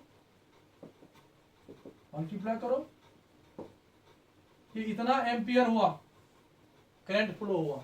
लेकिन हमको निकालना ईच, इसमें I1 जाएगा, इसमें I2 इसमें, और नेट हो गया I1 फाइंड कर लोगे, क्या होगा I1 V by R1 220 by R1 100 2.2 ampere, I2 220 by 50 2 निकला, I3 ये इसका 220/500, 2 से मल्टीप्लाई कर दो तो 44/100 हो जाएगा, 0.44 एम्पियर। तीनों को प्लस करोगे तो वही आएगा, कुछ ज्यादा आ रहा ना। यहां देखिए आई जो है नहीं मैच कर रहा था ना, ये देखिए यहां पर 516 है, यहां 55 हो गया, ये गलत हुआ। इस तीनों का सम ये आना चाहिए, अगर नहीं आ रहा है तो चेक कीजिए, कहीं कहीं ना कहीं गलत हो गया होगा, यही रूल है। ये कट गया ना। चलिए अब यह 50 है, ये आ नहीं रहा, दिख नहीं रहा, तो काम करो 50 को 100 बना लो। अब ये हो जाएगा 16 2 जा 32, 3 16 2 जा 32 और 3 35 इंटू 2, 15 2 जा 100, 2 2 जा 4, 5 2 जा 10, 1 7.04 एम्पियर ये आएगा। अब जोड़ करके देखो, अब एग्जैक्ट आएगा, देखो 2.2 है, 4.4 है, 0.44 है, 4 आया ना। बस यही रूल है कि I1 I2 I3 को प्लस करो, ये I के इक्विवेलेंट होगा। आ रहा है तो ठीक है, नहीं आ रहा है तो अब चेक करो, कहीं ना कहीं गलत हो गया होगा। देखिए अब समझ में आ गया आपको। इक्विवेलेंट रेजिस्टेंस फाइंड कर दिए, नेट रेजिस्टेंस I निकला 7.04 और ईच पार्ट में कितना कितना करंट पास किया वो भी हमने निकाल दिया, I1 I2 और I3। समझ में आ गया। चलिए नेक्स्ट क्वेश्चन देखते हैं। चलिए नेक्स्ट न्यूमेरिकल क्वेश्चन है आपका 3 नहीं है, 4 है। 4 देखते हैं। How can 3 resistance 2 ohm 3 ohm 6 ohm be connected to a give total resistance. देखिए अब यहाँ पर क्वेश्चन घुमा दिया, हमारे पास एक 2 ओम का रेजिस्टेंस है और एक 3 ओम का रेजिस्टेंस है और एक 6 ओम का रेजिस्टेंस है, और कह रहा है कि आपको इस प्रकार से इसको सेट कीजिए कि इक्विवेलेंट रेजिस्टेंस 4 ओम हो और इसका जो इक्विवेलेंट रेजिस्टेंस हो वो 1 ओम हो। आप कुछ भी कर सकते हो, पैरेलल सीरीज कुछ भी करो, कैसे भी करो पता नहीं, लेकिन इक्विवेलेंट रेजिस्टेंस क्या आना चाहिए, 4 आना चाहिए। अब देखिए यहाँ पर 6 और 3, अब देखिए हमको पता नहीं है, अगर हम तीनों को ध्यान दीजिएगा ट्रैक कर रहे हैं, अगर तीनों को हम क्या करें सीरीज में जोड़े तो 6 3 9 2 11 ओम होगा। ये पहला ट्रैक खत्म, गलत हो गया, हमको 4 चाहिए। अब देखिए यहाँ पर 2 ओम ले लीजिए, इधर आप क्या कीजिए 2 को पैरेलल 1 को सीरीज कर लीजिए। ट्रैक कर रहे हैं, देखते हैं सक्सेस किए कि नहीं। ये हो गया 3 ओम, ये हो गया 6 ओम। दोनों को पैरेलल अगर आप जोड़ोगे 1/3 1/6, 6 एलसीएम आएगा, 3 2 जा 3/6, 1/2 मतलब 2 ओम होगा। ये दोनों कट के 2 ओम आ गया ना, ये 2 ओम और ये 2 ओम। इसका मतलब क्या हो गया, कैसे आप जोड़ोगे, ये डायग्राम आपको बनाना पड़ेगा कि 2 ओम और ये 3 ohm 6 ohm in parallel and 2 ohm in series, और यहां पर एक बैटरी लगा देना, बस हो गया, ये आपका आंसर हो गया। हीट एंड ट्रायल करेंगे हम लोग। मान लो ऐसे भी नहीं आता तो 2 को यहां लाते, 6 को यहां लाते, 3 को यहां लाते, मतलब बार बार चेक करते कि कौन सा सुटेबल होगा। तीनों तो पैरेलल में नहीं आएगा, 2 पैरेलल 1 सीरीज में आएगा, लेकिन ऐसे ही करने से आ गया, नहीं आता तो फिर हम ट्रैक करते। अब देखिए यहाँ पर क्या लिखा हुआ 1 ओम, तीनों को कोशिश करो पहले पैरेलल लाने का, आया तो ठीक है, नहीं तो फिर कुछ और सोचेंगे। कितना है ये 2 ओम, ये कितना है 3 ओम, ये कितना है, पैरेलल में कम आता है, सीरीज में ज्यादा आता है, ठीक है। चलिए ये हो जाएगा 1 इक्विवेलेंट क्या हो जाएगा 1/2 1/3 1/6, एलसीएम 6 आएगा, 6/6, यस। इसका सेकेंड का आंसर क्या आ जाएगा, और given 3 resistance connected in parallel, यहां हो जाएगा 3 ohm 6 ohm resistance connected in parallel and 2 ohm connected in series so in figure। आ गया समझ में? चलिए नेक्स्ट क्वेश्चन देखते हैं। लिखा हुआ नेक्स्ट क्वेश्चन है what is the highest lowest resistance can be combination. देखिए हाईएस्ट और लोएस्ट पूछ रहा है, बहुत आसान है। हाईएस्ट अगर आपको चाहिए तो सीरीज में जोड़ दीजिए और लोएस्ट चाहिए तो पैरेलल कनेक्शन कर दीजिए। तो पहला आर इक्विवेलेंट हाईएस्ट होगा कब? जब all resistance connected in series. Add करो 48 ओम होगा। और अगर पैरेलल ऐड करते हो ये मिनिमम होगा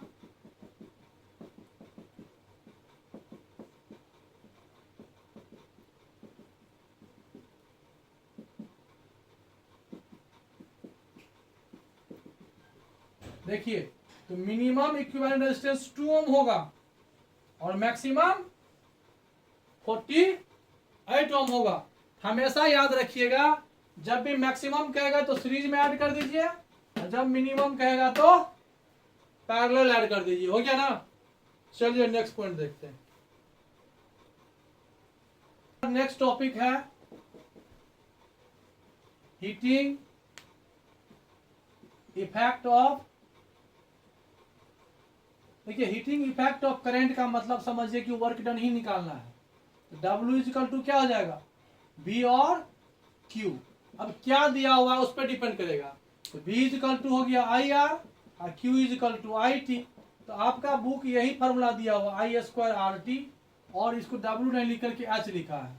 एक नया फार्मूला आपका आ गया H equal to heating effect I² RT। लेकिन जरूरी नहीं है कि यही फार्मूला हमेशा यूज होगा। आप देखो क्या क्या कर सकते हो इसको। अब आप समझिए H इक्वल टू क्या लिखे पहला BQ, ये भी चलेगा। B इक्वल टू IRQ, ये भी चलेगा। फिर IR भी रहने दो। Q equal to IT VIT, ये भी चलेगा। कुछ भी आप दोनों में से किसी को भी चेंज करते जाओ, जैसे चेंज करने का मन है चेंज करते जाओ। ये हीटिंग इफेक्ट का फॉर्मूला आएगा।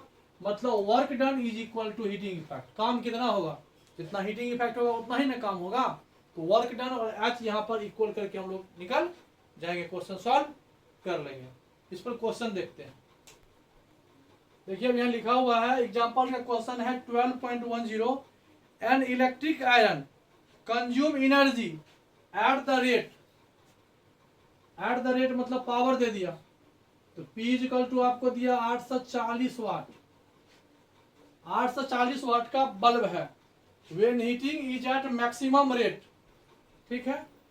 एंड 360 वाट सेकेंड बल्ब है P1 और P2, ये 360 वाट का है। When the heating as the minimum, जब इतना वाट पावर आता है तो मिनिमम हीट होता है, जब इतना रहता है तो मैक्सिमम रहता है, ठीक है। वोल्टेज दिया हुआ है 220 volt. What are the current and the resistance. Current I क्या होगा और इसका रेजिस्टेंस क्या होगा। हम लोग देखिए एक फॉर्मूला होता है पावर इनपुट का, लिख दिए हैं। पावर इनपुट का वैल्यू होता है P इक्वल टू V और I, वी नो। यहां I निकल जाएगा तो I इक्वल टू हो जाएगा P बाय V। P हो गया 840 वाट बाय 220 वोल्ट। अब यहां से देखिए ये और ये कैंसिल हो जाएगा। 11 2 जा 42, 2 से ना, जो भी होगा 42 बाय 11 एम्पियर हो गया फर्स्ट केस का। इसका रेजिस्टेंस V इक्वल टू क्या होता है IR, तो R इक्वल टू हो जाएगा V बाय I। V है 220, I आप यहां से फाइंड किए हो 42 और 11 5 से होगा, जो भी होगा आप मल्टीप्लाई कर लेना, ठीक है। बुक के हिसाब से ये आपको 57.60 आया और ये आपको 3.82 ए आया। वाला क्वेश्चन हो गया। इसी बी में सेम क्वेश्चन है, तो I is equal to P 360 watt by 220 volt divide कर लेना, और V is equal to I R, तो R is equal to V by I, V 220 है, इसको डिवाइड करके यहां लिख लो, इसको सॉल्व कर लेना और ये ओम आ जाएगा, ये आंसर हो जाएगा। चलिए नेक्स्ट क्वेश्चन देखते हैं। नेक्स्ट क्वेश्चन है 12.11 पेज नंबर 217 का। लिखा है 100 जूल, मतलब वर्क है। जे लिखा हुआ देखो, समझ जाना कि वर्क डन है या हीटिंग इफेक्ट जो भी हो। इतना joule of heat is produce, H है, डब्ल्यू भी लिख सकते हो। हीटिंग इफेक्ट इतना जूल दे दिया, रेजिस्टेंस दे दिया आपको 4 ओम। फाइंड द पोटेंशियल डिफरेंस, क्या होगा? पोटेंशियल डिफरेंस निकालना है। तो हीटिंग इफेक्ट क्या होता है? H इजकल टू, देखिए H इजकल टू हो गया W, W इजकल टू हो गया वी क्यू। हमको निकालना है पोटेंशियल डिफरेंस, V फाइंड करना है, V रहने दो। Q इजकल टू क्या लिखना है? R दिया हुआ ना, तो Q को R में चेंज करना पड़ेगा। यहां पर देखिए हीटिंग इफेक्ट में वी क्यू आया, अब ये आ नहीं रहा है, ये फॉर्मूला नहीं लगेगा, ये आपको आ जाएगा आई स्क्वायर आर टी, ये चलेगा। एच आपका वैल्यू कितना है?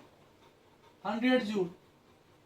आई आपको निकालना पड़ेगा पहले, आई स्क्वायर, आर है 4 ओम।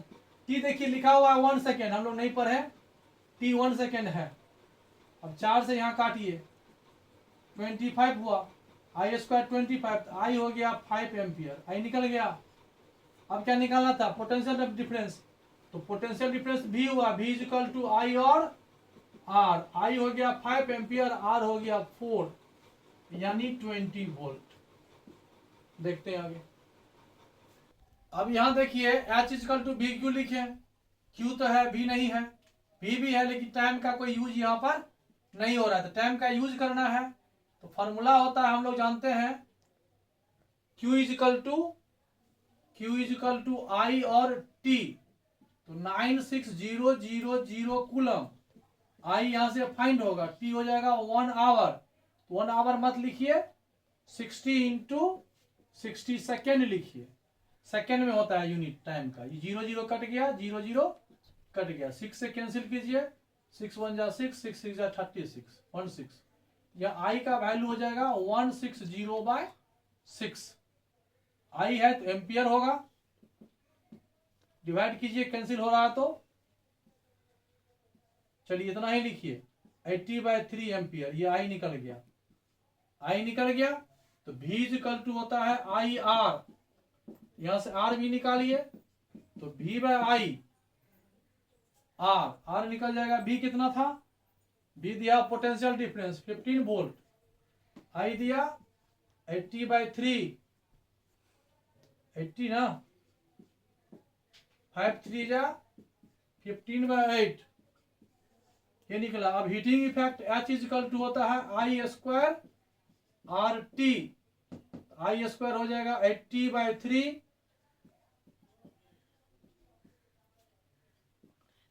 आर हो गया टाइम 1 आवर ना। हो सकता है कि आप, हो सकता है, देखिए हम लास्ट में ट्राई करेंगे, इस दोनों को मल्टीप्लाई करने से हीटिंग इफेक्ट हो सकता है कि आ जाए, यहां से भी आंसर आएगा, लेकिन यहां से चेक हो जाएगा, देख लो, ठीक है। ये 8 को यहां से काटिए, 10, 3 2 जा 3 2 जा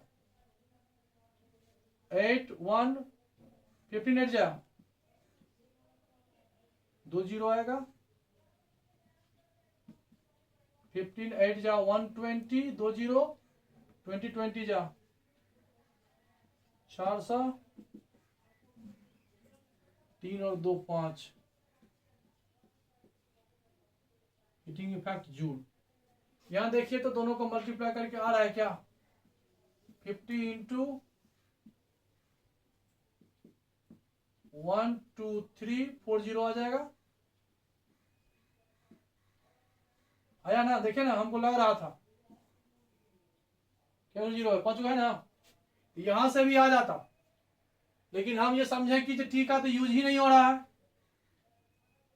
था ना v equal to Q, T का तो यूज हम नहीं कर रहे थे, हमको लगा कि हो सकता है कि टी यहां से दूसरा फॉर्मूला से यूज करे, लेकिन आपका ये फॉर्मूला यूज करो या 1/1 करके यूज करो, बात एक ही होगा, तो आप डायरेक्ट भी बना सकते हो। ठीक है, इस फॉर्मूला से टाइम पर कोई वैरी नहीं किया।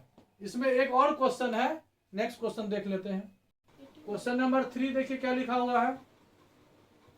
N electric iron of resistance 20 ohm, R is equal to है 20 ओम, और I आपको दिया हुआ है 5 एम्पियर, और टाइम दिया हुआ है 30 सेकेंड, और कह रहा है calculate the heat H is equal to I square R T, देखो सेट कर जाएगा ना, तो 5 एम्पियर का whole square R 20 ohm, time multiply करो, 5 5 जा 25, 32 जा 600, हीटिंग इफेक्ट जूल होगा, 25 6 जा 150, 20 जूल, 15 पे 30 जूल, हो गया ये ना।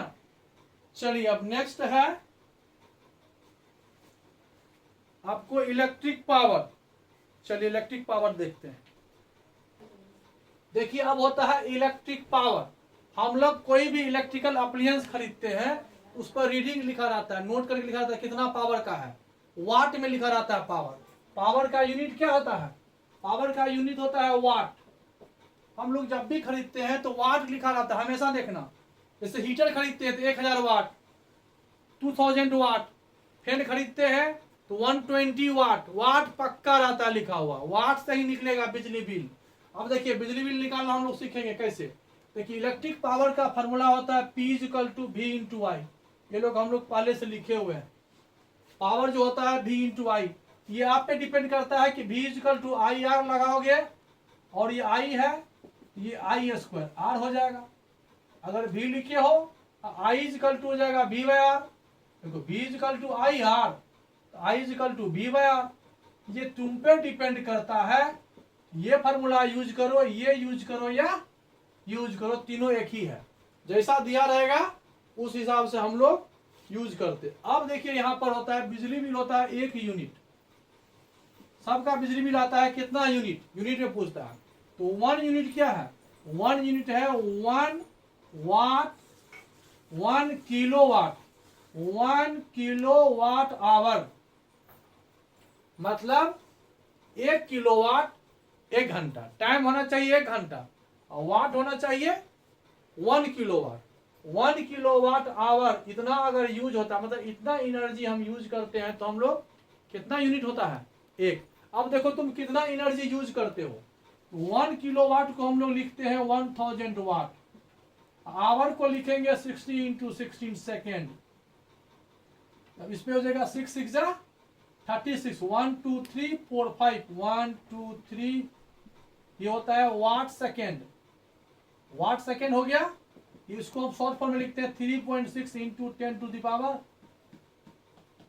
6 जूल। देखिए आप समझिए, 1 यूनिट बिजली बिल कब आता है, जब हम लोग 3.6 into 10 to the power 6 joule energy खपत करते हैं।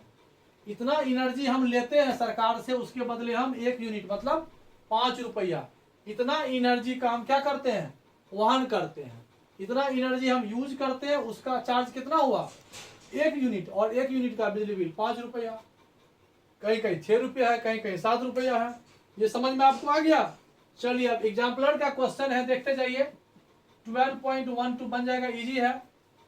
N electric bulb is connected, voltage दिया हुआ है 220 वोल्ट, और करंट आई दिया हुआ है 0.50 एम्पियर।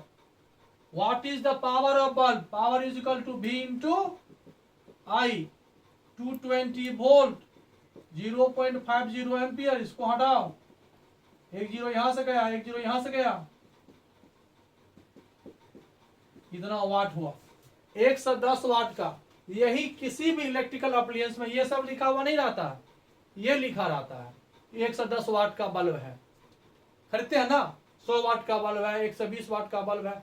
अब इस पर एक क्वेश्चन हम पहले आपको बताते हैं, एक लॉजिकल, तब आपको समझ में आ जाएगा, फिर हम लोग बुक का क्वेश्चन बनाएंगे। अब यहाँ देखिए, हम बिजली बिल निकालना आपको सिखा देते हैं, कितना आसान है।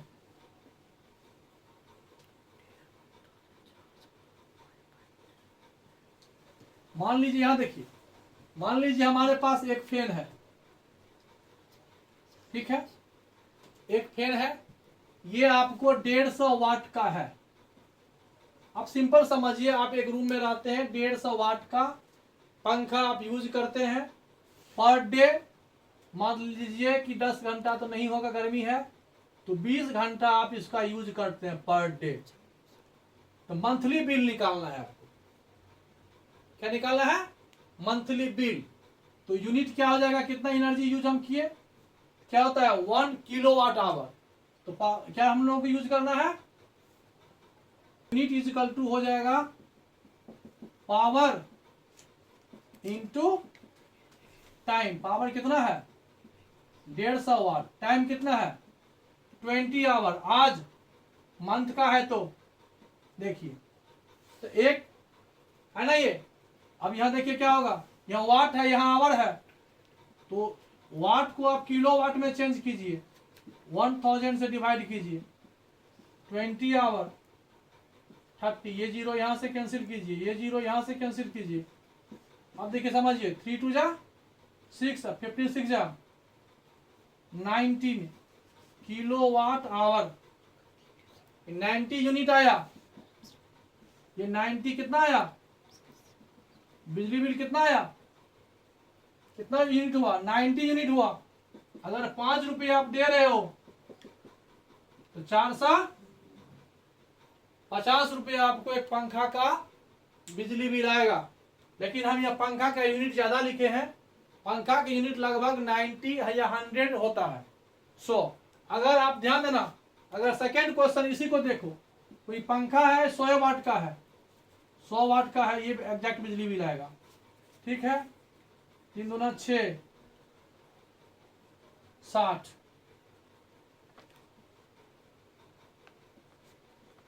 कितना आया 300। एक पंखा का आ गया आपको 300 बिजली बिल, आया समझ में। इसी प्रकार से देखिए एक क्वेश्चन हम और आपको समझा देते हैं। मान लीजिए यहां देखिए, एकदम एक सिंपल क्वेश्चन, देखिए हमारे घर में बहुत कुछ है, देखिए क्या क्या है, सबका निकालते हैं। 1 महीना का बिजली बिल हमारे पास कितना आएगा, देखिए फैन कितना है 4 पीस, बल्ब कितना है 5 piece, fridge 1 piece, washing machine 1 piece, heater 1 piece. अब यहां देखिए इसका पावर, देखिए फैन का 110 100 वाट, बल्ब 20 वाट, फ्रिज 1000 वाट। फ्रिज का वाट लगता है कम होता होगा, हमको अंदाज नहीं है, 400 वाट मान लो। वॉशिंग मशीन 1200 वाट, हीटर 2000 वाट, मान लो ये सब है। हम इसको मंथली, एक मंथ का निकाल रहे हैं, इसका पर डे यूज है आवर, डे का आवर बताओ। फैन है 10 घंटे, बल्ब है 20 घंटे पर डे का है, फ्रिज 24 घंटा चलिए ऑने है। लेकिन फ्रिज ऑन में भी याद रखना कि ऑटो कट होता है, इसलिए 24 आवर तो नहीं चलता होगा फ्रिज, मुश्किल से 10 घंटा चलता होगा। Washing machine per day 5 minute, average 10 minute बहुत हो गया। चलिए हीटर 1 आवर। अब देखिए इसका आपको टोटल बिजली बिल कितना आ गया, पहले यूनिट निकालना पड़ेगा, कितना यूनिट यूज हो रहा है। तो पावर इंटू टाइम, देखिए ध्यान दीजिएगा, फैन का पावर कितना 110 वाट है, एक दिन में 10 घंटा, बाकी 30 दिन, ये आया किसका बिजली बिल, ये फैन का आया। फिर बल्ब के पास आइए, कितना बल्ब है, 5 पीस है, एक का 20 वाट है, पर डे 20 आवर है, 30 दिन का, 2 हुआ। तीसरा आ जाइए फ्रिज के पास, एक पीस है, 400 वाट है, 10 घंटा पर डे है, 30 हो जाएगा मंथली। प्लस वॉशिंग मशीन एक पीस है, 1200 वाट का है, 10 मिनट है, घंटा में ना 60 से डिवाइड कर दीजिए, इतना आवर। प्लस एक और हीटर का एक पीस है, 2000 वाट है, 1 घंटा पर डे है, 30 दिन है। कोई दिक्कत? अब देखिए यहां पर क्या करना है, सबको 1000 से भाग दीजिए, ध्यान दीजिएगा क्यों, 1000 से डिवाइड कीजिए, कैलकुलेशन वाट को काट करके किलो वाट कर दीजिए। देखिए अब यहाँ 1 0 यहां से कट गया, सिंपल। 11 यहां बचा, 33 किलो वाट आवर यहां से आया। फिर इसमें देखिए 1000 से डिवाइड करके आप वाट को किलो वाट कर दीजिए। आप नेक्स्ट स्टेप भी बना सकते हो। चलिए 1 0 यहां से कट गया, 1 0 यहां से कटा, 1 0 यहां से कटा, 3 2 जा 6, 2 जा 12 और 5 जा 60 किलो वाट आवर। फिर इसमें आ जाइए 1000 से यहां भी डिवाइड कर दीजिए, ये 0 ये 0 ये 0, 40 दिया 120 किलो वाट आवर हुआ। फिर ये 0 यहां से गया, 1000 से डिवाइड कीजिए, वाट को किलो वाट में चेंज करने के लिए, ये 0 यहां से कट गया, ये 0 यहां से कट गया, 6 2 जा 12/10, तो 0.2 किलो वाट आवर हो गया। एक और बच गया, 1000 से डिवाइड करेंगे तो तीनों 0 कट जाएगा, 60 किलो वाट आवर। सबको जोड़ो, कितना हो जाएगा, 60 60 120 120 240 33 240 273.2 किलो वाट आवर। इतना यूनिट बिजली बिल आया आपका। 273, 5 से गुना कर दो, 5 गुना 10, 1 1 3 10 3 कितना निकला, 1366 रुपया। अगर 5 रुपया लिया, 6 रुपये लेगा तो 6 से मल्टीप्लाई करोगे 7 रुपये, मतलब 1366। मतलब 1000 से 2000 के बीच में आपको बिजली बिल, अगर इस टाइप का फैमिली है लगभग, इसके पास सब कुछ रहता है, उसका बिजली गर्मी में 1500 से 2000 के बीच में पक्का आएगा, एसी छोड़ के देख लीजिए, एग्जैक्ट यही है। तो जब भी विधा देना, जब हर एक यूनिट का अलग अलग निकलेगा, आप प्रत्येक यूनिट का अलग अलग भी निकाल सकते हैं। सबको निकालिए, फिर सबको लास्ट में क्या कीजिए, प्लस कीजिए। उसमें वाट और आवर चाहिए, तो वाट लिखा रहेगा बल्ब पे, आवर हो गया कि पर डे कितना यूज करते हैं। अगर डे का निकालना है 30 से, फिर अगर ईयर निकालना है तो फिर 365 से मल्टीप्लाई कर दीजिए। फिर हम लोग 1000 से डिवाइड करके किलो वाट आवर में चेंज करते हैं, वाट आवर को किलो वाट आवर में चेंज कर 1000 से डिवाइड करते हैं, फिर वो यूनिट निकलता है और इस तरह से बिजली बिल निकल जाता है। अब हम लोग कुछ क्वेश्चन देखते हैं। क्वेश्चन देखिए, एग्जाम्पलर का क्वेश्चन है 12.13। एन इलेक्ट्रिक रेफ्रिजरेटर है, 400 वाट का है, इलेक्ट्रिक रेफ्रिजरेटर है 400 वाट का। फ्रिज समझ गए ना, 400 वाट का फ्रिज होता है। चलिए आगे बढ़िए। ऑपरेट है, ये देखिए कितना घंटा ऑपरेट किया, 8 आवर पर डे, टाइम दे दिया। फ्रिज कितना चला रहे हैं, what is the cost of energy operate for 30 days, 30 दिन का बिजली बिल।